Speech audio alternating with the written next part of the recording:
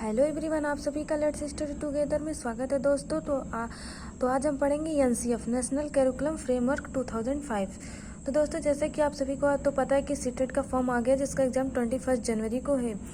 तो I hope दोस्तों आप सब लोग फॉर्म फिल कर रहे होंगे और फॉर्म बड़ी केयरफुली फॉर्म को फिल करिएगा और अपनी तैयारी भी स्टार्ट कर दीजिएगा। तो दोस्तों आज हम पढ़ेंगे नेशनल करिकुलम फ्रेमवर्क 2005।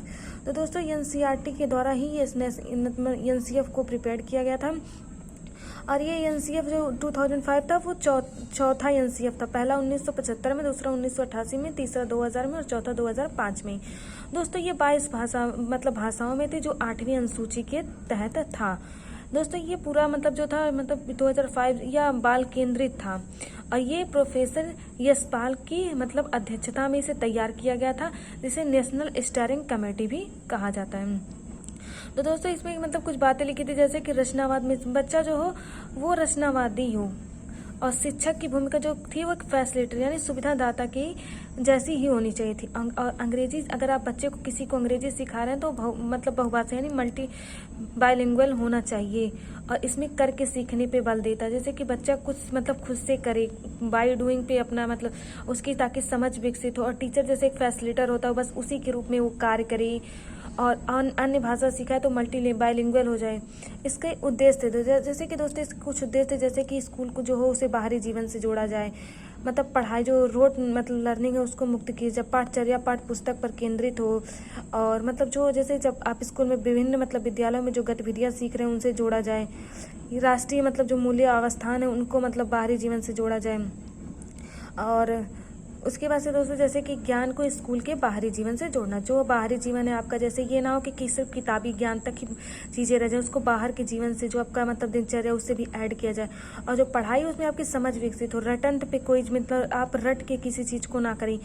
और जो पाठचर्या हो, पाठ पुस्तक वो केंद्रित ना हो कि कोई भी जैसे उसमें जैसे बाहरी जीवन से जो चीज़ें होती हैं उसको भी रिलेट करके पढ़े।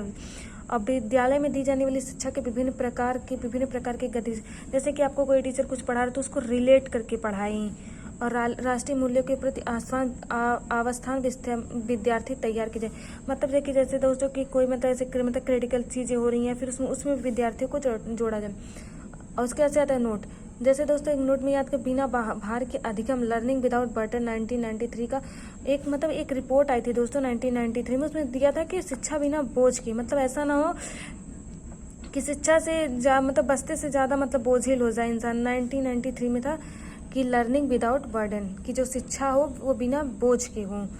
उसके ऐसे आता है दोस्तों पोर्टफोलियो। जैसे दोस्तों एक प्रकार की फाइल होती है, पोर्टफोलियो एक प्रकार की फाइल होती है जिसमें किसी व्यक्ति या बालक के जीवन के सभी क्षेत्रों को क्रमबद्ध जानकारी एकत्रित करके रखी जाती है। जैसे दोस्तों आपका स्कूल है, स्कूल में आपका अगर कोई पोर्टफोलियो फाइल बन रहा है तो उसमें आपकी जितनी भी एक्टिविटी, चाहे वो आपके डॉक्यूमेंट्स हो, ये सारी चीज़ें, उसमें सारी चीज़ें रखी जाती हैं।